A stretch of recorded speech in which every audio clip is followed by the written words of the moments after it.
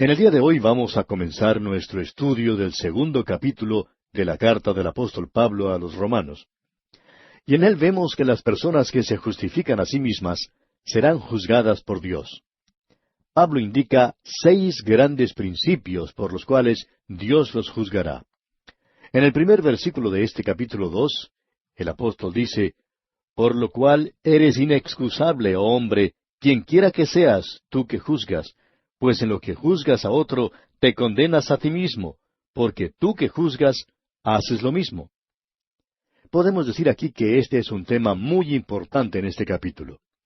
En el capítulo 1, el apóstol reveló la maldad del hombre, mientras que aquí en el capítulo 2 se revela a los que se justifican a sí mismos. Debemos notar aquí que él no está hablando de la salvación, sino que el tema es el pecado y la base por la cual Dios juzgará al hombre. Estos 6 principios de juicio no son las bases de la salvación, son más bien las bases para el juicio. Ahora, yo no sé lo que usted piensa, amigo oyente, pero yo no quiero ser juzgado por Dios. Y le doy gracias a Dios por el Salvador que ha provisto. La Escritura presenta el Evangelio como el único medio para obtener la vida eterna. Al rechazar al Hijo de Dios, traemos inmediatamente sobre nosotros el juicio de Dios, y el único veredicto es el de ser declarados culpables. El apóstol Juan en su primera carta, capítulo 5, versículo 12, nos dice que el que tiene al Hijo tiene la vida. El que no tiene al Hijo de Dios no tiene la vida. Y en el Evangelio según San Juan, capítulo 5, versículo 24, el Señor Jesucristo dijo, de cierto os digo, el que oye mi palabra y cree al que me envió, tiene vida eterna, y no vendrá a condenación, mas ha pasado de muerte a vida». Y escucha ahora lo que Jesús dijo después de las tan conocidas palabras allá en el Evangelio según San Juan, capítulo 3, versículo 16, donde por lo general nos detenemos, pero donde Él dice en el versículo 17, «Porque no envió Dios a su Hijo al mundo para condenar al mundo, sino para que el mundo sea salvo por Él». Y en el versículo 18 dice, «El que en Él cree no es condenado, pero el que no cree ya ha sido condenado porque no ha creído en el nombre del unigénito Hijo de Dios». Y luego más adelante en el mismo capítulo 3 del Evangelio según San Juan, dice en el versículo 36, «El que cree en el Hijo tiene vida eterna, pero el que rehúsa creer en el Hijo no verá la vida, sino que la ira de Dios está sobre él». Así que los que no tienen a Cristo hoy ya están perdidos. Usted puede ser una persona religiosa, también puede ser una persona buena, pero sin Cristo, amigo oyente, está totalmente perdido. Y ahora, aquí en el capítulo 2 de su carta a los Romanos, Pablo dice, «Por lo cual eres inexcusable, oh hombre». Ahora, la palabra hombre en esta frase es usada en sentido genérico. Puede entenderse por ella hombre o mujer. En ella se incluye tanto a los judíos como a los gentiles, y se refiere a los seres humanos en general. El ser humano, quien quiera que seas, tú que juzgas, dice. Ahora, al usar esta expresión, el apóstol pasa de un término general a uno específico, de aquello que representaba a la humanidad en general a una persona, pero aún lo limita a aquellos que juzgan a otros.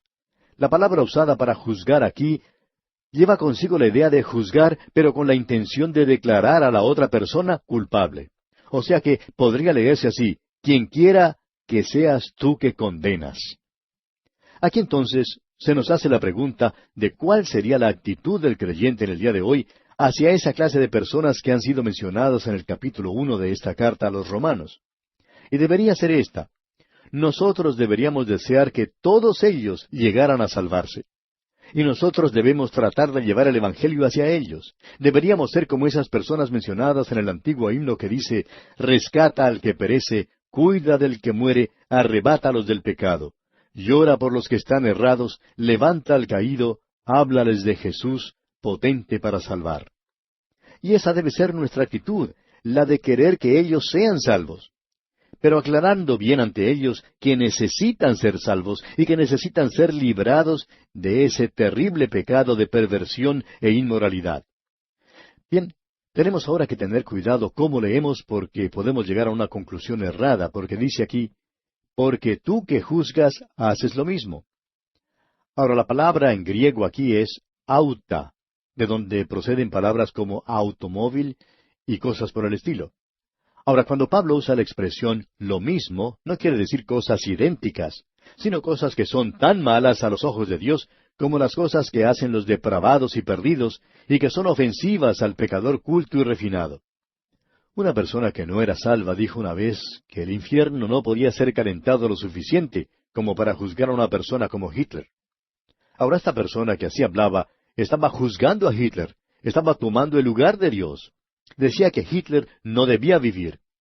Y hay muchos otros que hoy en día condenan a los que tienen ideas políticas ateas y condenan a los radicales. Pero es necesario aclarar que nosotros estamos haciendo lo mismo y somos culpables por hacer esto. Ahora quizá alguien diga, un momento, yo no hago esas cosas. Bueno, permítanos decirle entonces que usted está sentado juzgando a aquellas personas que no están en su mismo nivel. Usted está usando los patrones de la sociedad de nuestro tiempo. Y si alguien no llega a los niveles que han sido establecidos en su pequeño grupo, pues créanos que se le condena. Conocemos a muchos que si una persona se presenta delante de ellos fumando un cigarrillo, ellos lo enviarían a lo más profundo del infierno. Podemos decir que esto hoy en día es peor que hablar mal de los demás y es peor que ser deshonesto. Hay algunas iglesias inclusive en las cuales se puede pasar desapercibido si uno es mentiroso o si uno se dedica a la chismografía, pero que inmediatamente es señalado si uno fuma un cigarrillo. Ellos le condenarían. En efecto, uno toma esa posición de condenar a los demás cuando juzga a los demás. De la misma manera, Dios está diciendo que si usted cree que tiene el derecho de juzgar a los demás con sus propias normas, entonces Él también tiene ese derecho. Él, Dios, puede juzgarle a usted según sus propias normas, no según las normas suyas. Y es así como Dios juzga, según sus normas divinas. Muchas personas piensan que son agradables a Dios. Alguien dijo que si nosotros pudiéramos vernos como Dios nos ve, no podríamos soportarnos. Amigo oyente, somos detestables, repugnantes, somos pecadores perdidos. ¿Qué es lo que podemos contribuir para el cielo? ¿Cómo podemos adornar ese lugar? Nos da la impresión de que algunas personas piensan que el cielo será un lugar mejor cuando ellos lleguen allá. Pero si la tierra no ha sido mejorada por su presencia en ella, ¿cómo pueden ellos pensar que mejorarán el cielo? Amigo oyente, usted está tratando de negar a Dios el mismo privilegio que usted tiene de juzgar a los demás. Dios le juzgará, y Él no va a juzgarle según las normas suyas, o las normas por las cuales usted juzga a otros. Él le juzgará según sus normas divinas. ¿Le empieza a conmover esto, amigo oyente? Pues debería hacerlo, porque yo me di cuenta que no puedo alcanzar esas normas, las normas de Dios. Ahora, en el versículo 2 de este capítulo 2 de la epístola a los Romanos, el apóstol Pablo indica el primer gran principio. Leamos este versículo 2. Mas sabemos que el juicio de Dios contra los que practican tales cosas es según verdad. Sabemos que el juicio de Dios es según la verdad, según la realidad. Hay tantas personas, inclusive miembros de iglesias en estos días, que viven en un mundo imaginario. No quieren oír la verdad del Evangelio. Hay muchas personas pías, santas, que dicen, ¿sabe usted? Me gustaría mucho estudiar la Biblia, me gusta tener un estudio bíblico. Y luego, cuando comienzan a estudiar la palabra de Dios, se dan cuenta que no es lo que ellos pensaban. Les pasa lo que le pasó a Juan allá en el libro de Apocalipsis. Cuando comenzó a ver el juicio de Dios, al principio era algo conmovedor, emocionante, era dulce en su boca, pero cuando comió el pequeño libro, le dio indigestión, fue amargo en su vientre. Y hay muchos creyentes en nuestros días, quiero decir, miembros de iglesias, que dicen que quieren tener estudios bíblicos, pero no quieren la realidad, no quieren ni siquiera mirar a la verdad. Mas sabemos que el juicio de Dios contra los que practican tales cosas es según verdad. Este es uno de esos grandes principios. Ahora, estos son los principios de juicio y no son los principios de salvación. El hombre tiene el conocimiento de que será juzgado por un poder más grande. Y el próximo juicio de Dios es algo que toda persona sin Cristo llega a negar o a temer. Las Escrituras son claras al respecto. El apóstol Pablo, en el libro de los Hechos de los Apóstoles, capítulo 17, versículo 31, dijo a los atenienses, por cuanto ha establecido un día en el cual juzgará al mundo con justicia por aquel varón a quien designó, dando fe a todos con haberle levantado de los muertos. Pablo había debatido con Félix sobre la justicia y el juicio venidero. Félix se sobresaltó mucho con esto, pero no quiso oír otro sermón. El juicio de Dios es un contraste con el juicio del hombre. El hombre no tiene conocimiento de todos los hechos y su juicio es parcial y prematuro. El juicio de Dios, en cambio, contempla todos los hechos. En algunos lugares donde se recoge algodón, por ejemplo, hay personas que recogen el algodón y lo llevan a pesar para comprobar cuánto recogieron. La persona que pesa el algodón no pregunta cómo lo recogieron, ni dónde, ni a quién pertenecía. Él simplemente lo pesa. Y Dios dice allá en el libro de Daniel, capítulo 5, versículo 27, que somos pesados en balanza en la palabra de Dios. Creemos que el gran error de la persona de cultura es el de creer que la persona depravada debe ser juzgada, pero que él debe escapar al juicio porque es diferente. La gran mayoría piensa que Hitler y Stalin y otros, por ejemplo, deben ser juzgados, pero que ellos deben escapar. Amigo oyente, Dios juzgará al hombre por lo que él es en sus ojos. ¿Quiere usted estar delante de Dios en esas condiciones? Yo, por mi parte, no deseo estar así. Notemos ahora lo que Pablo dice aquí en el versículo 3 de este capítulo 2 de la Epístola a los Romanos. Y piensas esto, hombre, tú que juzgas a los que tal hacen y haces lo mismo, que tú escaparás del juicio de Dios. No sé si usted habrá notado, amigo oyente, pero todo criminal encarcelado siempre piensa que es inocente, que no debe ser castigado. Ninguno de ellos se cree culpable. Parecería que todos los que están detrás de las rejas son todos inocentes. Todos ellos piensan que los deberían dejar en libertad. Todo hombre piensa así, y Goethe señaló 4 maneras de escapar del juicio. Una manera es que el criminal piensa que su ofensa no será descubierta. En segundo lugar, si es descubierto, piensa que puede escapar a las autoridades. Puede quizá cruzar la frontera y huir. La tercera manera es que si llega a ser arrestado, puede salir libre gracias a alguna falla técnica en la conducción de su juicio. Y la cuarta manera es que si lo llegan a condenar, tal vez él puede escapar de la prisión y permanecer oculto. Y amigo oyente, ninguno de esos caminos está abierto para usted cuando llegue ante Dios. Su ofensa será descubierta. Usted no puede escapar a su autoridad. No habrá ninguna falla técnica en el juicio y nunca escapará de la prisión. ¿Cómo escaparemos si despreciamos una salvación tan grande? Dice la Epístola a los Hebreos. Luego dice Pablo aquí en el versículo 4 de este capítulo 2 de la Epístola a los Romanos, ¿o menospreciáis las riquezas de su benignidad, paciencia y longanimidad, ignorando que su benignidad te guía al arrepentimiento? Debemos reconocer que la bondad de Dios es algo que nos debería hacer caer de rodillas ante Él. Pero en lugar de eso, empuja a los hombres lejos de Dios. David estaba preocupado por la forma en que prosperaban los malos. Dios parecía que no hacía nada.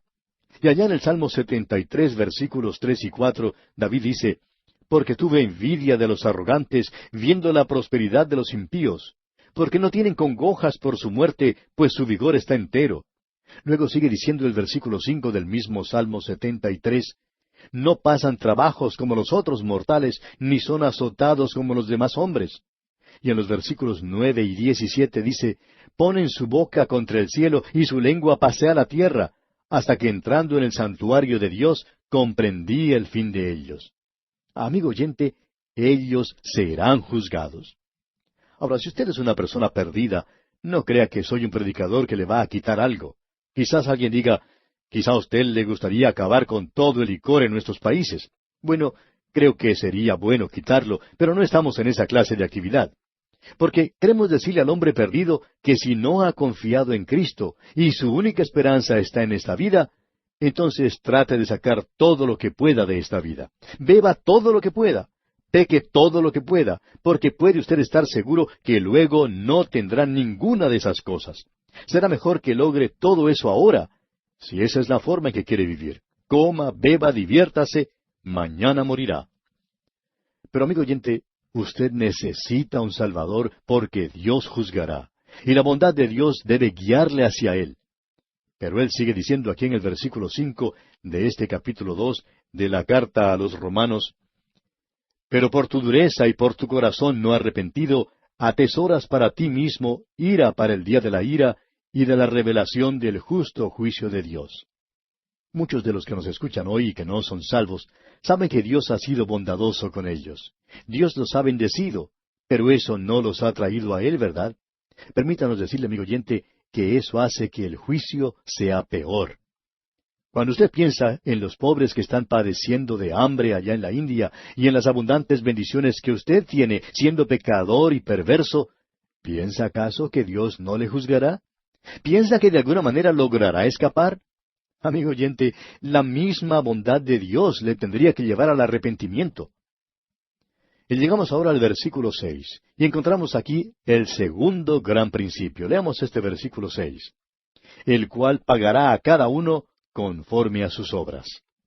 Amigo oyente, Él recompensará a cada hombre según sus obras. Justicia absoluta es el criterio usado en el juicio del Señor. Las obras del hombre están ante Dios en su santa luz. Ninguna persona en su sano juicio quiere ser juzgado de esta manera. Tenemos el ejemplo de Cornelio. Él era un hombre bueno y sin embargo estaba perdido. Ahora en el versículo 7 leemos, vida eterna a los que, perseverando en bien hacer, buscan gloria y honra e inmortalidad.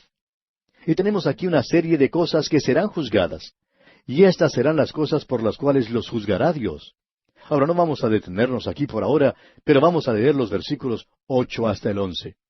Pero ira y enojo a los que son contenciosos y no obedecen a la verdad, sino que obedecen a la injusticia. Tribulación y angustia sobre todo ser humano que hace lo malo, el judío primeramente y también el griego. Pero gloria y honra y paz a todo el que hace lo bueno, al judío primeramente y también al griego, porque no hay acepción de personas para con Dios. Y aquí en este versículo 11 tenemos el tercer principio por el cual viene el juicio de Dios. Dice, porque no hay acepción de personas para con Dios. Este es uno de los grandes principios del Antiguo Testamento.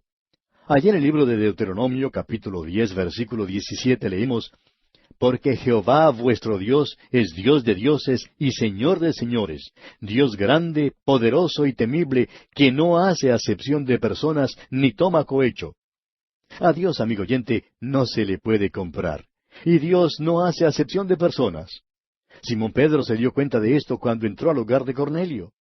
Y permítanos decirle otra vez que la palabra de Dios hace mención de esto.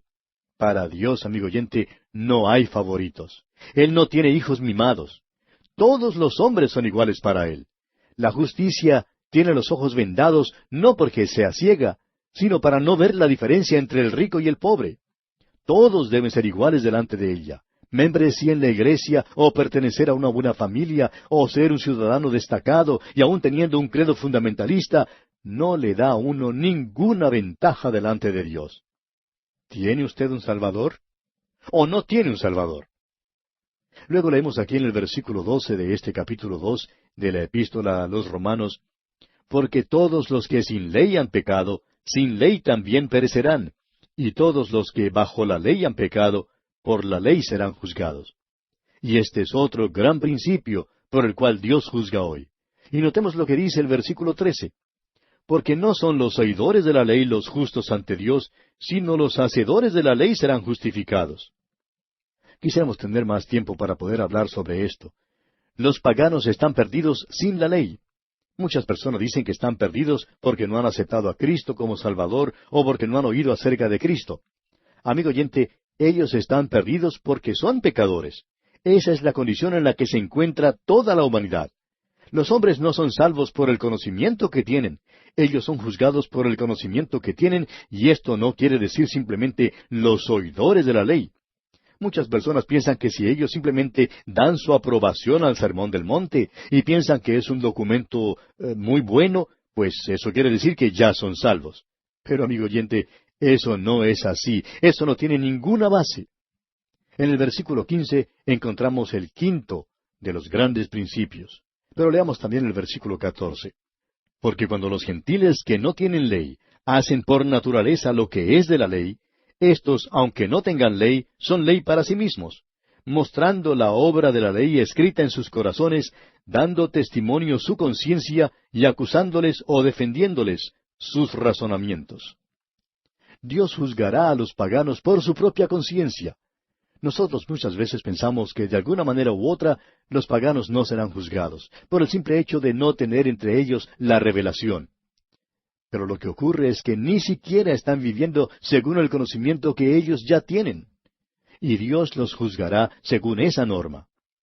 Ahora el versículo 16 dice, en el día en que Dios juzgará por Jesucristo los secretos de los hombres conforme a mi evangelio.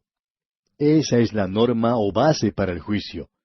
La idea de que yo seré salvo porque soy un hombre bueno o porque creo que soy bueno no es válida, amigo oyente. Dios juzgará a los que se creen buenos, y Él los juzgará basándose en el principio de lo hecho por Cristo en lo más profundo del corazón humano. ¿Desea usted que los secretos de su corazón sean hechos públicos? No las cosas hermosas que ha dicho, sino los pensamientos inmundos que ha pensado. Todo eso será dado a conocer. Yo le doy gracias a Dios porque tengo un Salvador. Tenemos ahora delante de nosotros que Dios juzgará a los religiosos, y a los judíos especialmente, porque la de ellos es una religión dada por Dios. Ellos serán juzgados. Pero vamos a detenernos aquí por hoy, amigo oyente, porque nuestro tiempo ya ha concluido. Continuaremos la consideración de este aspecto, Dios mediante, en nuestro próximo programa.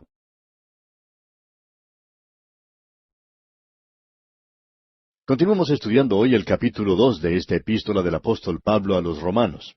Y recordará usted que en este segundo capítulo, Pablo indica que la gente buena es pecadora. Y también indica las normas por las cuales Dios los juzgará un día. Vimos en el programa anterior los 6 grandes principios que Pablo indica por los cuales Dios juzgará a quienes se justifican a sí mismos. Y Dios no estará observando solamente las cosas buenas, es decir, que uno es maestro de la escuela dominical, o que es generoso con lo que tiene y que es bueno con los vecinos. Todo eso es bueno y elogiable. Pero Dios lo juzgará, amigo oyente, según lo que usted piensa, según su chismografía o de acuerdo con los pensamientos que usted tiene y que nadie más conoce. Pero Dios sí los conoce y sabe que eso no es cosa verdaderamente limpia. Y esa será la manera en que Dios le juzgará, ya que no habrá acepción de personas. Tenemos ahora delante de nosotros que Dios juzgará a los religiosos también y a los judíos especialmente, porque la religión de ellos es una religión dada por Dios mismo. Ellos serán juzgados. Y dice Pablo aquí en los versículos 17 y 18 de este capítulo 2 de la carta a los Romanos, He aquí tú tienes el sobrenombre de judío, y te apoyas en la ley y te glorías en Dios, y conoces su voluntad, e instruido por la ley apruebas lo mejor. Ahora esas eran las cosas de las cuales se podían jactar. Y Pablo habla sobre el hombre religioso porque él lo conocía muy bien. Él mismo había sido uno de ellos, y él había sido miembro del judaísmo de la nación de Israel. En realidad, creemos que esa es la única religión dada a los hombres por Dios, porque no consideramos al cristianismo como una religión. Lo consideramos una persona, porque usted, amigo oyente, simplemente tiene o no tiene a Cristo. Una de las dos. Y Pablo continúa diciendo aquí en los versículos 19 y 20, y confías en que eres guía de los ciegos, luz de los que están en tinieblas, instructor de los indoctos, maestro de niños, que tienes en la ley la forma de la ciencia y de la verdad. Pablo, pues, mira a ese hombre y le hace ciertas preguntas que encontramos aquí, comenzando con el versículo 21. Tú, pues, que enseñas a otro, ¿no te enseñas a ti mismo? Tú que predicas que no se ha de hurtar, ¿hurtas? Usted, amigo oyente, que es miembro de una iglesia, permítanos ser francos con usted. Permítanos preguntarle, ¿está usted viviendo de acuerdo al conocimiento que tiene, de acuerdo a la palabra de Dios, o está haciendo usted simplemente una profesión de todo eso? Cada persona conoce dentro de sí que no alcanza a llegar hasta la gloria de Dios. Su religión le puede revelar hoy grandes principios, pero ¿está usted viviendo de acuerdo a esos principios? ¿Los está cumpliendo? Hemos visto aquí una religión dada por Dios, y por más de 1 milenio esta gente trató de seguirla, pero se dieron cuenta de que no podían hacerlo. No podían alcanzar las normas establecidas por Dios. Y usted, amigo oyente, tampoco puede hacerlo. La religión no le puede salvar. Solo Cristo le puede salvar. Él es el único Salvador. La religión no es salvadora. Tampoco su membresía en la iglesia ni su fundamentalismo. Cristo es el Salvador. Y usted, amigo oyente, o bien tiene a Cristo en su corazón o no lo tiene. confíe en Él o no confía. La norma por la cual Dios juzga al hombre, amigo oyente, no es la base por la cual Él salva. Cristo es el Salvador. La religión le condena. Hay muchos entre nosotros, los predicadores, que nuestro predicar es mejor que nuestras vidas. En cierta ocasión un predicador estaba conversando con un amigo, y este amigo le dijo con toda franqueza que él pensaba que no era muy buen predicador. Ante esa declaración, el pastor le respondió, pero mi predicación es mucho mejor de lo que yo soy. Y creemos, amigo oyente, que eso es cierto en la mayoría de nosotros. Y eso es lo que Pablo está diciendo aquí. Pablo está hablando en forma específica. Y ahora dice en el versículo 22, ¿tú que dices que no se ha de adulterar, adulteras? ¿Tú que abominas de los ídolos, cometes sacrilegio? Hay muchas personas en estos días que actualizan esto. El judío fue curado en cuanto al oro allá en Babilonia, y hasta donde entendemos, nunca se entregó a la idolatría, pero nunca le molestó hacer negocios con las cosas que salían de templos paganos, y vendía esas cosas como asunto de negocio. Y encontramos en nuestros días a ciertos creyentes que están involucrados en ciertos negocios, en asuntos que en realidad son condenados por sus iglesias, pero en sus negocios lo practican. El apóstol Pablo toma 3 pecados comunes, y estos son los más comunes en nuestros días, aún entre creyentes. La inmoralidad por un lado. Este es un pecado cometido contra otros. Luego, la sensualidad, un pecado contra uno mismo. Y la idolatría, es decir, un pecado contra Dios. En el capítulo 1 de esta epístola a los Romanos, el apóstol Pablo habló de cada uno de ellos. La idolatría fue un clímax terrible para el judío, y diremos de paso que él no podía haber ido más allá de eso. Pero en el día de hoy creemos que hay que ponerlo en el siguiente orden: inmoralidad, pecado contra otros; sensualismo, pecado contra uno mismo; e idolatría, pecado contra Dios. Y también cualquier cosa que pone en ridículo a Dios, y aun nuestras vidas, cuando se supone que estamos representando a Jesucristo. Pero ¿cuántas veces fracasamos usted y yo y terminamos poniendo en ridículo a la persona de Jesucristo, amigo oyente? A mí no me gusta ver cuadros o dibujos de Cristo, pues nosotros somos un evangelio escrito en carne propia, en el corazón, y eso es lo que el mundo ve. Usted, amigo oyente, está escribiendo un evangelio. Alguien está allí. Usted está escribiendo un evangelio, un capítulo cada día con las cosas que usted hace y las palabras que usted dice. Los hombres están leyendo lo que usted escribe, ya sea fiel o no. Entonces, ¿cuál es el evangelio según usted mismo? Y así es como muchas veces nosotros ponemos en ridículo a la persona de Jesucristo. Como dice aquí Pablo en los versículos 23 y 24, ¿tú que te jactas de la ley, con infracción de la ley deshonras a Dios? Porque como está escrito, el nombre de Dios es blasfemado entre los gentiles por causa de vosotros. Estos son los pecados que Pablo está mencionando aquí. Ahora, Pablo trata algo que es de vital importancia. Continuemos leyendo el versículo 25. Pues en verdad la circuncisión aprovecha si guardas la ley, pero si eres transgresor de la ley, tu circuncisión viene a ser incircuncisión. Ahora, la circuncisión era la divisa, era la señal del sistema mosaico. Y amigo oyente, eso era todo lo que era. El rito en sí mismo no tenía mérito alguno, era solo un distintivo. Y ese distintivo indicaba que el hombre tenía que creer en algo. Para ellos el transgredir la ley y ser circuncidado, en realidad cambiaba la situación y traía descrédito. Y lo que debía ser sagrado se volvía impuro. Traigamos esto ahora al presente, y aunque esto vaya a herir a algunos, debemos decirlo. Quizá usted no debería escuchar esto, pero note usted lo siguiente. El bautismo es justamente un sacramento de la Iglesia. Hay algunas denominaciones que practican el bautismo por aspersión. Pensamos nosotros que la inmersión los manifiesta mejor, pero no se precipite usted a ninguna conclusión todavía porque deseamos que escuche lo que tenemos que decir. El bautismo por agua es justamente un sacramento de la Iglesia. Es la expresión pública de la obra de Dios en el corazón de una persona. Pero es una burla si la persona que es bautizada no da evidencia de haber sido salva. Hay muchas personas hoy en día que se unen a una iglesia y por su manera de vivir solo traen descrédito a la causa de Cristo. Ponen en ridículo la membresía en una iglesia. Y eso es precisamente lo que Pablo está diciendo en este pasaje. Escucha ahora cuando él dice aquí en el versículo 26 de este capítulo 2 de la epístola a los Romanos, si pues el incircunciso guardare las ordenanzas de la ley, ¿no será tenida su incircuncisión como circuncisión? Permítanos usar otro ejemplo. Si una mujer o un hombre pierde su anillo o aro de matrimonio, ¿quiere decir eso que vuelve a ser soltera o soltero? El matrimonio, amigo oyente, es mucho más que un simple anillo o aro de matrimonio, aunque este es un símbolo del mismo. Veamos ahora lo que dice Pablo aquí en el versículo 27. Y el que físicamente es incircunciso, pero guarda perfectamente la ley, te condenará a ti, que con la letra de la ley y con la circuncisión eres transgresor de la ley.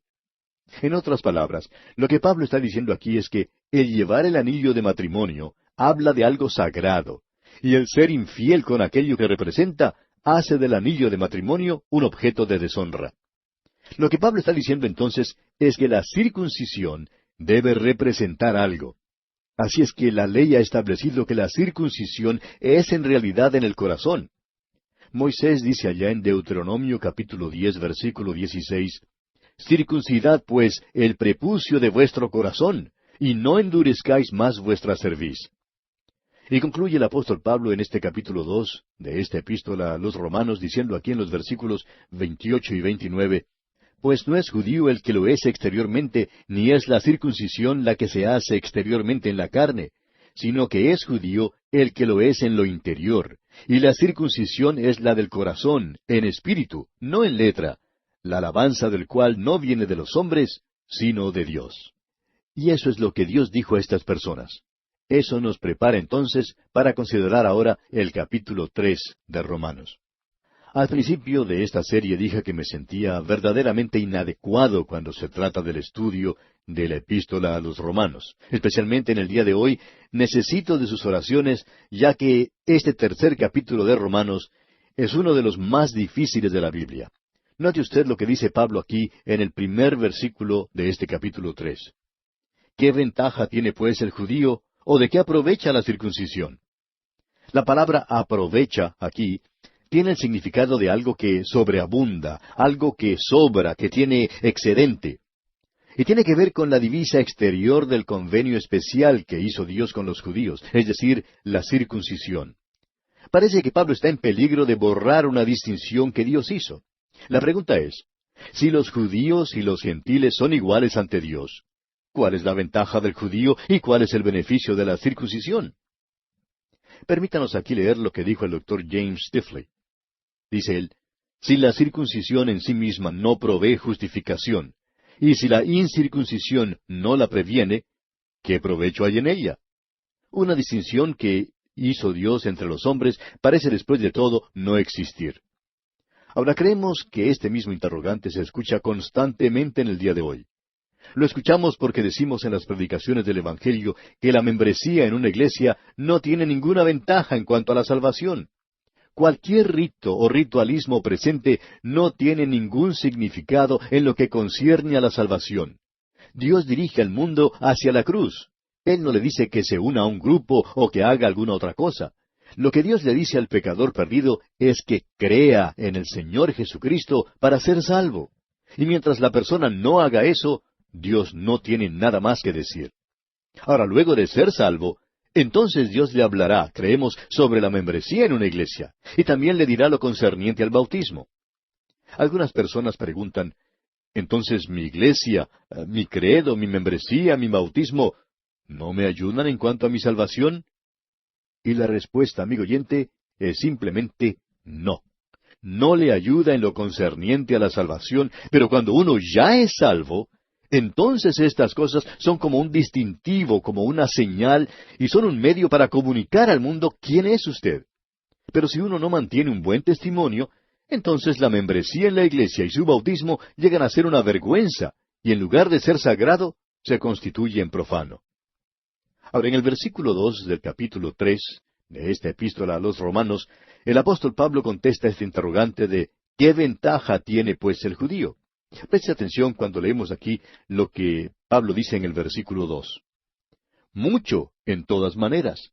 Primero, ciertamente, que les ha sido confiada la palabra de Dios. Ahora, lo que dice Pablo en efecto es que sí, que los judíos tenían una ventaja, pero esa ventaja también traía una responsabilidad. Y debemos prestar mucha atención a esta ventaja, porque en nuestros días hay mucha confusión al respecto, mucho más que en cualquier otra área. Hay algunos profesores de seminarios teológicos en la actualidad que no hacen ninguna diferencia entre el judaísmo del Antiguo Testamento y la iglesia del Nuevo Testamento. Pablo está aclarando aquí que Dios no solo dio a Israel oráculos o profetas quienes se encargaban de comunicar las Escrituras, sino que en la palabra de Dios había algo especial para ellos, y que Dios no ha concluido aún con la nación de Israel. Es interesante escuchar a los teólogos contemporáneos cuando tocan este punto en particular o esta pregunta, ¿tiene Dios un futuro para Israel?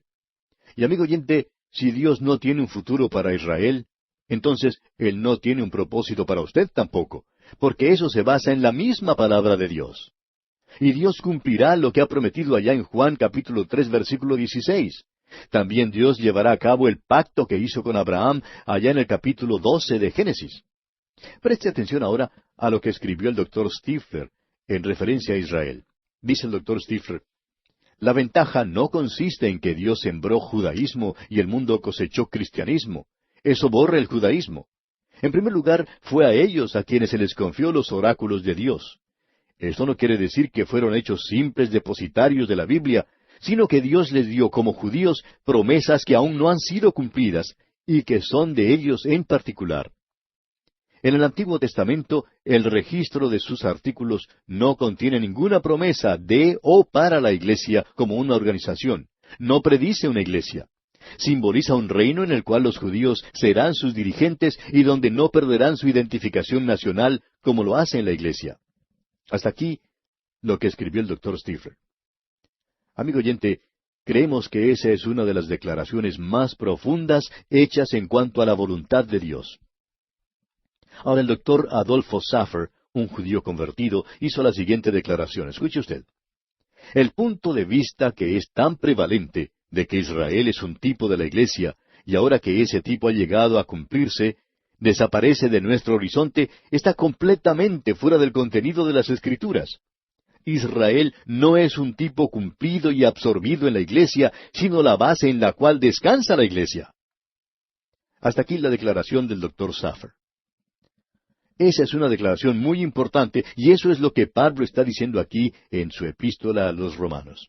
Que los judíos tienen una gran ventaja. Dios tiene un futuro para ellos, y su falta de fidelidad no destruirá la promesa hecha por Dios. Escuche usted lo que dice aquí en el versículo 3 de este capítulo 3 de esta carta a los Romanos.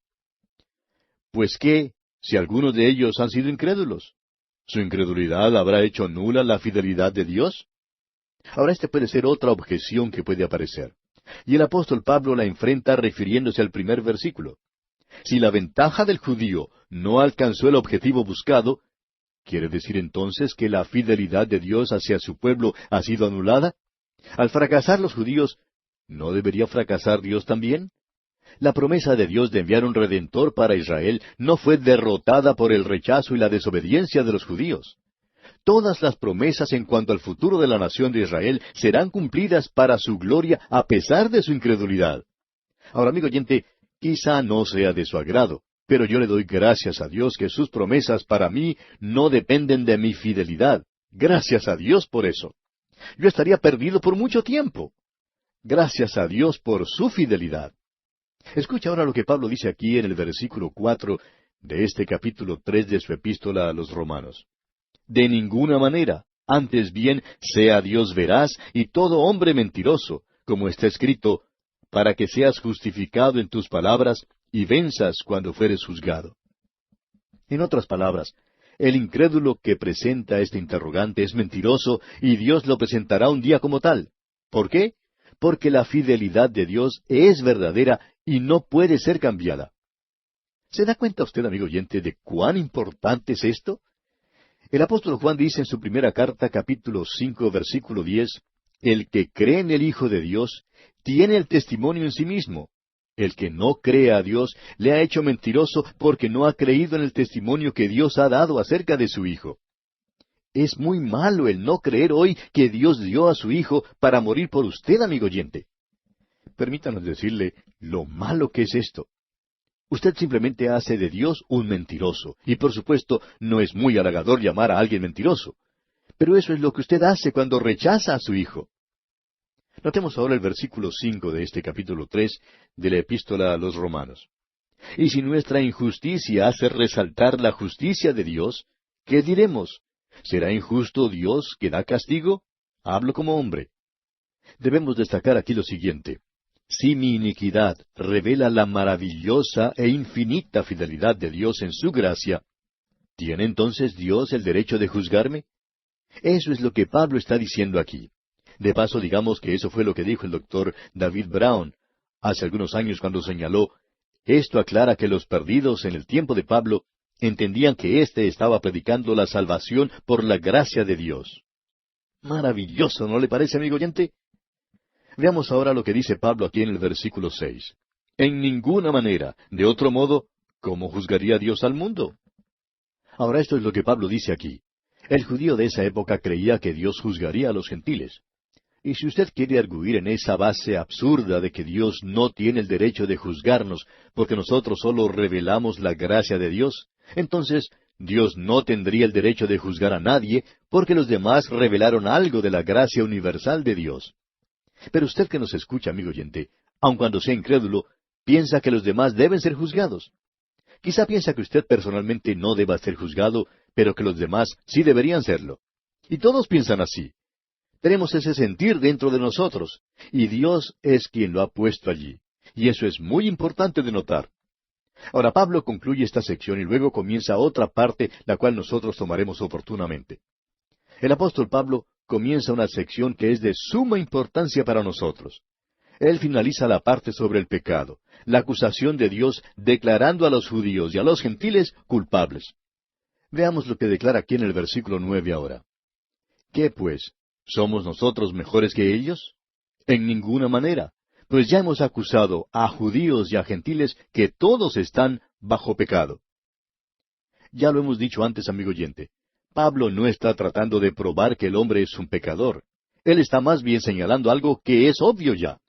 Él ha declarado que no hace ninguna diferencia hoy qué o quién es usted, pobre o rico, bueno o malo, en alta o baja posición social. Todos estamos bajo pecado. Es importante ver esta declaración de lo que quiere decir estar bajo pecado. El hombre es un pecador en 4 maneras distintas. El hombre es pecador por hecho, y el hombre es pecador por naturaleza. Pecar no hace a los hombres pecadores. Pecamos porque somos pecadores. El hombre es pecador por imputación, y eso lo veremos más adelante en el estudio de esta epístola a los Romanos. Y el estado del hombre es bajo pecado. Nosotros estamos en un estado como ese. Cuando uno viaja de un estado o provincia a otra, las leyes cambian, y lo que era legal en un lugar quizá no lo sea en un lugar distinto. Las leyes de tránsito cambian de un lugar a otro, y el límite de velocidad varía según las leyes del estado o provincia local. Y si voy muy rápido manejando en cierto lugar, la policía puede detenerme y castigarme por hacerlo, pues estoy bajo la condenación de sus leyes. En el mundo en que vivimos hoy, amigo oyente, todos los hombres están bajo condenación. Usted y yo vivimos en ese estado. Hay diferentes maneras de vivir, algunas mejores que otras, pero todos estamos bajo el pecado en estos días. Bien, amigo oyente, vamos a detenernos aquí por hoy porque nuestro tiempo ya ha tocado a su fin. Continuaremos considerando este capítulo 3 de la Epístola a los Romanos, Dios mediante, en nuestro próximo programa.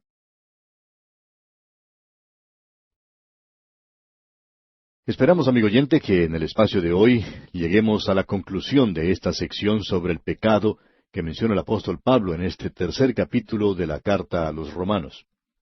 Ahora, no hay necesidad de llamar a un médico a no ser que uno esté enfermo. No hay necesidad de buscar a un Salvador a no ser que uno esté perdido. Y el apóstol Pablo nos muestra aquí que el hombre está perdido. Tenemos en este capítulo 3 como un gran cañón, y eso lo veremos más adelante. En primer lugar, Pablo va a dar término a esta sección sobre el pecado, llevando a la humanidad ante el juez de toda la tierra. Y el veredicto de culpable lo hará Dios mismo contra toda la humanidad, contra judíos y gentiles, blancos y negros, hombres y mujeres, pobres y ricos. No hay ninguna diferencia en cuanto a quién es usted.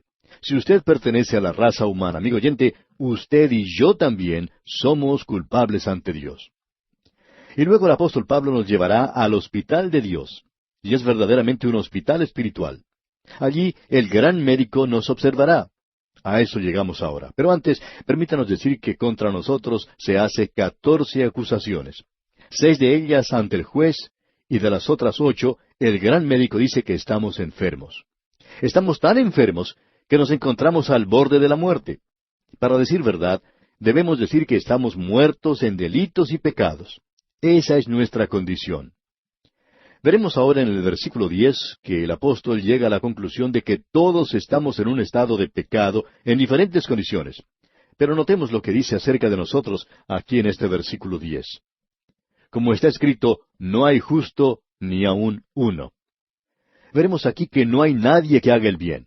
Hacer el bien y ser justo es realmente lo mismo. Ahora, ¿qué quiere decir ser justo? Significa el estar bien. ¿Estar bien con quién? Tenemos que estar bien con Dios, conforme a su voluntad. Si usted, amigo oyente, va a estar bien con Dios, debe tener en cuenta que hay una marcada diferencia entre esto y el estar bien con los hombres. Nosotros podemos tener diferencias con algún amigo nuestro. Quizá él tenga razón o quizá la tengamos nosotros. Y tenemos que llegar a alguna clase de acuerdo. Pero, amigo oyente, si usted quiere estar bien con Dios, debe hacerlo según las normas de Él. La salvación de Dios es algo que tomamos o dejamos. Dios no está obligando a nadie a aceptar su salvación. Usted no tiene que ser salvo si no quiere. Usted la puede rechazar.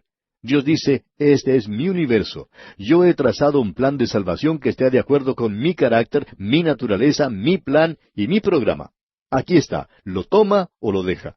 Eso es lo que me dijo a mí y eso es lo que le dice a usted en esta hora, amigo oyente. Y si yo fuera usted, yo lo aceptaría.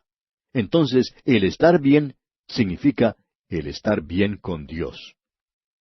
Un profesor de sociología acostumbraba preguntar a sus alumnos, ¿cuál es lo correcto o cuál está bien? Y esa era su pregunta. Le gustaba hacerla para ver cómo reaccionaban sus alumnos, y a él le gustaba hacer esta pregunta, ¿qué es lo correcto o cuál está bien? Y preguntaba, ¿quién hará las reglas o normas? Pero ¿sabe una cosa, amigo oyente?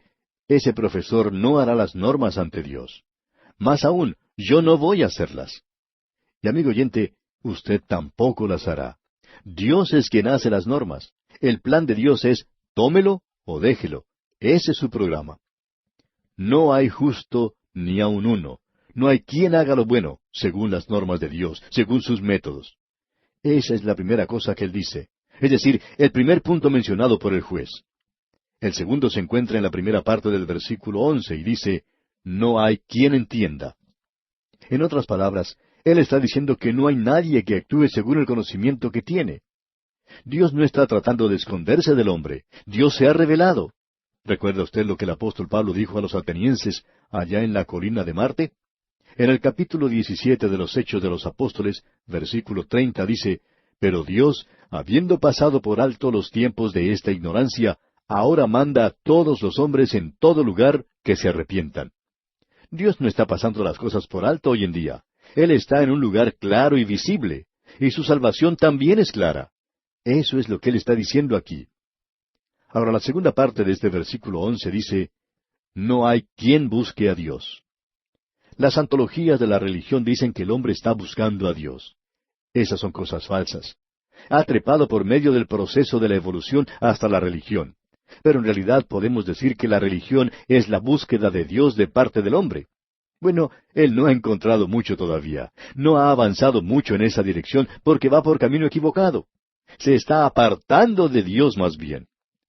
Ahora, la tercera acusación la encontramos en la primera parte del versículo 12 de este capítulo 3 de la carta a los Romanos, y dice, todos se desviaron. ¿Ve usted? Se han desviado. Dejaron el camino que sabían era el correcto. Quisiéramos ahora dirigirnos a aquel oyente que nos escucha y sabe que no está haciendo lo que debe hacer. Más aún, no lo va a hacer aunque sabe lo que es. Usted, amigo oyente, se ha desviado. Así es la humanidad. Luego dice, en este mismo versículo 12, a una se hicieron inútiles. La palabra aquí, utilizada como inútiles, se refiere a la fruta demasiado madura, podrida. Es decir, se ha echado a perder. Así es la humanidad. El hombre hoy es un montón de fruta putrefacta, corrupta. La papaya es una fruta muy deliciosa, pero cuando la papaya se echa a perder, no hay nada que sea más malo que eso. El hombre no es una fruta jugosa, es una fruta corrupta. Y eso es lo que está diciendo Dios aquí. Eso es lo que el juez de toda la tierra está diciendo. Luego dice en la última parte de este versículo 12, no hay quien haga lo bueno, no hay ni siquiera uno. Esta es la cuarta acusación y es una negación triple. La humanidad es como un grupo de viajeros que se ha dirigido en la dirección opuesta a la correcta y no hay quien pueda ayudar al otro. El Señor Jesucristo lo dijo a los líderes religiosos de su día. Allá en el capítulo 15 del Evangelio según San Mateo, versículo 14, dice, son ciegos, guías de ciegos. Y este es el cuadro de la humanidad. Eso es lo que el juez de toda la tierra dice acerca de usted, de mí y de toda la humanidad. Pablo ahora nos traslada al hospital de Dios. Este es un hospital para el espíritu. Y el gran médico dice al observarnos que estamos enfermos espiritualmente. En el versículo 13 vemos lo primero que él dice. Sepulcro abierto es su garganta, con su lengua engañan, veneno de áspides hay debajo de sus labios. Cuando uno visita al médico en su consultorio, ¿qué es lo primero que él hace? Bueno, cuando me toca visitar al médico, paso a su consultorio y la primera cosa que él me dice que haga es, abra la boca. Luego, ¿qué hace? Bueno, toma una especie de cuchara de madera o paleta, la pone en mi boca y luego observa mi garganta. Y Dios, el gran médico, hace lo mismo con la humanidad. Y usted ya sabe lo que Él dice. Sepulcro abierto es su garganta. ¿Ha tenido usted alguna vez la oportunidad de oler carne humana en estado de descomposición? En cierta ocasión, el pastor de una iglesia fue llamado por el jefe de policía de su localidad para que le ayudara en la identificación del pequeño cuerpo de una niña que había sido raptada.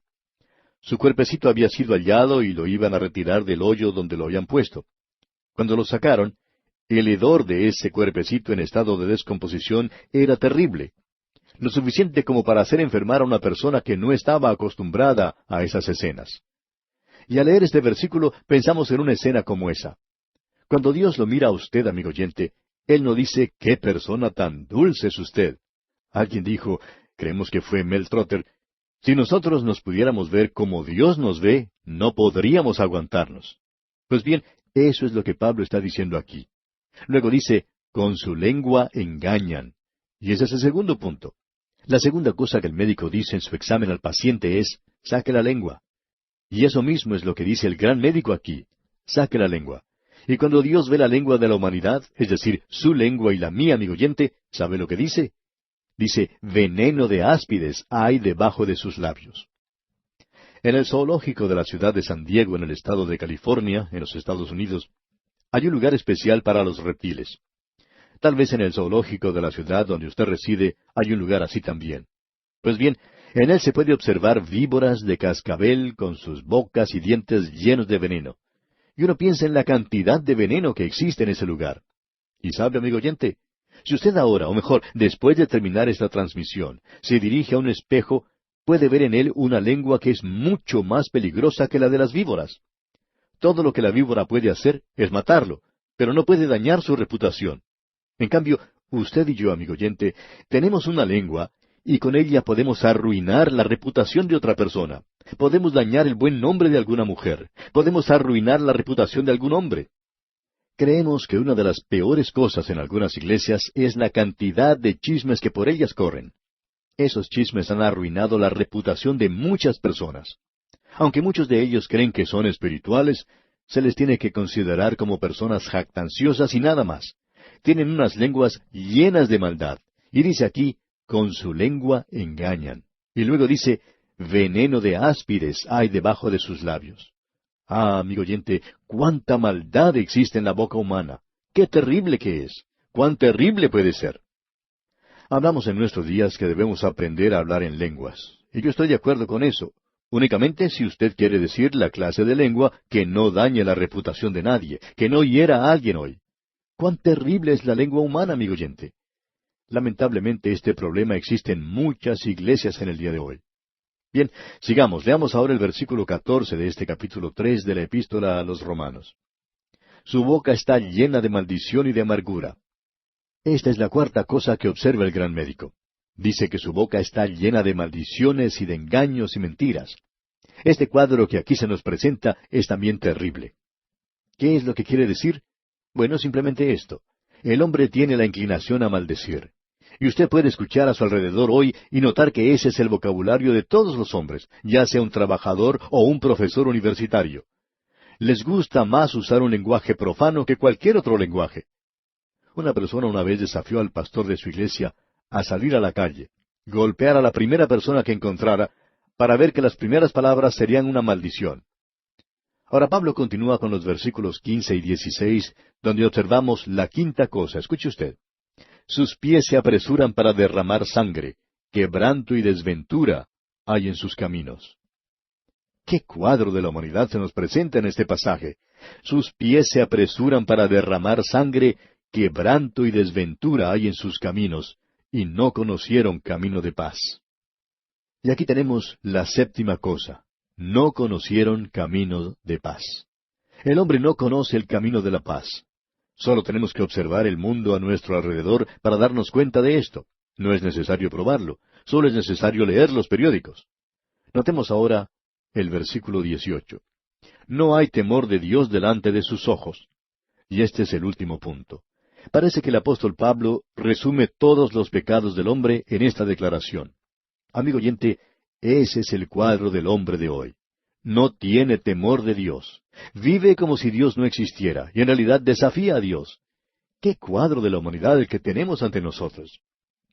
Llegamos ahora a la última cosa que Pablo dice acerca del pecado. Todavía existen aquellos que dicen, tenemos la ley y vamos a guardar la ley, nosotros la obedecemos. Bien, escuche lo que dice Pablo aquí en el versículo 19 de este capítulo 3 de la Epístola a los Romanos. Pero sabemos que todo lo que la ley dice, lo dice a los que están bajo la ley, para que toda boca se cierre y todo el mundo quede bajo el juicio de Dios. Usted no puede obtener justificación por medio de la ley. La humanidad no puede entrar por ese camino. El hombre puede asirse de la ley, pero eso no le va a ayudar, no le levantará. Luego el apóstol Pablo hace esta declaración en el versículo 20. Ya que por las obras de la ley ningún ser humano será justificado delante de él, porque por medio de la ley es el conocimiento del pecado. Yo quiero retar, quiero desafiar a cualquier persona que cree que tiene que guardar la ley para ser salvo, a que me explique lo que dice este versículo. Ya que por las obras de la ley ningún ser humano será justificado delante de él. Y eso quiere decir que ningún ser humano podrá ser declarado justo, es decir, ningún ser humano podrá ser salvo, ningún ser humano podrá llenar las normas establecidas por Dios mediante las obras de la ley. Amigo oyente, eso nunca lo puede hacer. Es absolutamente imposible para la humanidad el poder hacerlo. Por las obras de la ley, dice aquí, ningún ser humano será justificado. Y llegamos ahora al final de esta sección. Llegamos al gran cañón que mencionamos anteriormente. Comienza ahora el apóstol Pablo a hablar de la maravillosa salvación de Dios. La justificación por fe es explicada en el resto del capítulo 3. La eficacia de la justicia de Dios para un mundo culpable y enfermo. Queremos que usted note esto aquí porque es de suma importancia para nosotros. Leemos en el versículo 21, pero ahora, aparte de la ley, se ha manifestado la justicia de Dios, testificada por la ley y por los profetas. Ahora, esta justicia de Dios aquí no es la justicia de Dios en sí, es decir, su atributo, porque Él no comparte sus atributos con nadie. Dios dice que Él no comparte su gloria con otra persona. Él rehúsa hacer algo así. Por tanto, este no es un atributo de Dios. Tampoco es la justicia del hombre, porque Dios ya ha dicho allá en el capítulo 64 del libro del profeta Isaías, versículo 6, que todas nuestras justicias son como trapo de inmundicia. ¿Qué es entonces lo que tenemos aquí? Esta justicia es de Dios y es justicia que Él mismo provee. Cristo llegó a ser nuestra justicia. El mismo apóstol Pablo dice allá en su primera carta a los Corintios, capítulo 1, versículo 30, mas por Él estáis vosotros en Cristo Jesús, el cual nos ha sido hecho por Dios sabiduría, justificación, santificación y redención. Y también dice en su segunda carta a los Corintios, capítulo 5, versículo 21, al que no conoció pecado, por nosotros lo hizo pecado, para que nosotros fuésemos hechos justicia de Dios en Él. Ahora esto es algo muy importante que debemos observar. Este asunto de la justicia que Dios provee para nosotros pecadores hoy en día. Es muy importante que nosotros reconozcamos que Dios es quien provee esta justicia.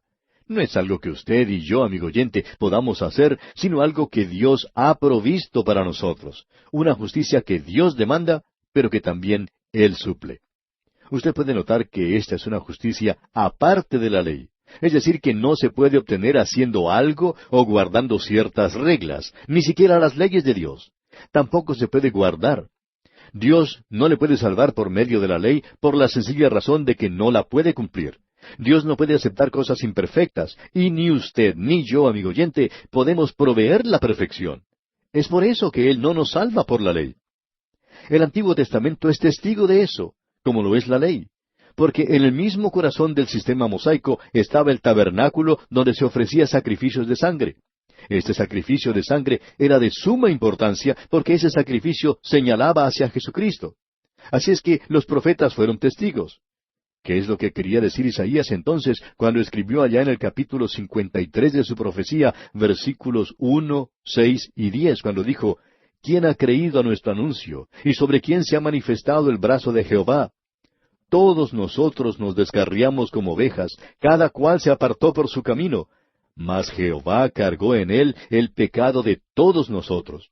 Con todo eso, Jehová quiso quebrantarlo, sujetándole a padecimiento. Amigo oyente, la ley y los profetas testificaron de esta justicia que Dios proveería en Cristo Jesús.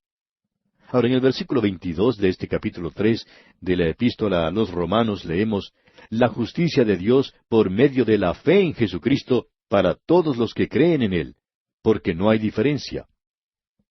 Hay algunos que piensan que la gracia de Dios desciende sobre la humanidad como si fuera por esos tubos de esos órganos antiguos de las iglesias. Algunos tubos son pequeños y cortos, otros de mucho mayor tamaño. Pues bien, hay quienes piensan que la gracia de Dios tiene que descender en mucha cantidad para alcanzar a algunos, pero en menor cuantía para otros. Amigo oyente, es necesario que llegue bien hasta el fondo para que nos alcance a todos. Todos estamos en esa posición, todos somos pecadores. Y es la justicia de Dios la que provee esa gracia en Cristo Jesús. Nosotros llegamos a ser totalmente completos en Él. Somos absolutamente salvados en Cristo. Pero fuera de Él estamos completamente perdidos. No hay tal cosa como un término medio. No existe tal lugar en esta situación. O usted bien tiene a Cristo, y esto quiere decir que es salvo, o está completamente perdido fuera de Él. Tenemos ahora ante nosotros esta gran declaración, porque no hay diferencia, aquí al final del versículo 22. Cae como un manto sobre todos nosotros y ha descendido hasta el fondo para hallarnos a todos. Ahora el versículo 23 dice, por cuanto todos pecaron y están destituidos de la gloria de Dios. Esto no quiere decir que no haya diferencia entre pecadores, porque sí la hay, sino que todos hemos pecado. Nada tiene que ver aquí quiénes somos nosotros. Permítanos ilustrar esto con una simple explicación. Si usted llegara a visitar el estado de California en los Estados Unidos, podría jugar un juego llamado Saltar hasta Catalina. Ahora, Catalina es una isla que está a unos 25 kilómetros de la costa del Pacífico. Usted iría a la ciudad de Santa Mónica y allí correría y saltaría del muelle para ver si puede saltar hasta Catalina. Ahora alguien dirá, bueno, eso es imposible. Para ser francos debemos decir que hasta ahora nadie lo ha podido hacer, pero es muy divertido participar en el juego para ver quién lo puede hacer. Usted y yo podemos jugar y ver quién salta más lejos, pero ninguno de los dos podrá hacerlo hasta la misma isla. Y lo más interesante es que la persona que salte más lejos se moja más. Amigo oyente, todos hemos pecado, algunos más que otros, y hay algunos que pueden saltar más lejos que los otros, pero ninguno puede llegar hasta la gloria de Dios. Usted, amigo oyente, nunca podrá alcanzarla por sus propios medios. Y Dios ha provisto esa justicia en Cristo para todos nosotros. Eso es lo que Dios nos ha dado y que debemos aprovechar. Permítanos ahora preguntarle, amigo oyente, si usted ya se ha aprovechado de lo que Dios le ofrece. Es por fe. No lo puede usted obtener por medio de la ley o por medio de las obras.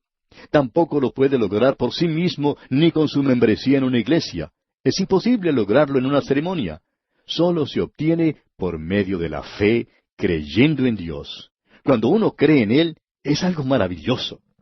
Pero recuerde que cuando uno no cree en Él, hace de Dios un mentiroso. Así es como Dios nos presenta esto. Amigo oyente, es nuestra ferviente oración en esta hora que usted acuda hoy mismo al Hijo de Dios, el Señor Jesucristo, y le abra las puertas de su corazón para recibirle como su único y todo suficiente Salvador. Sólo así, por medio de Cristo Jesús, podrá usted llegar a la gloria de Dios. Acéptele hoy, y puedo asegurarle que nunca se arrepentirá de haberlo hecho. Dios le ayude a hacerlo.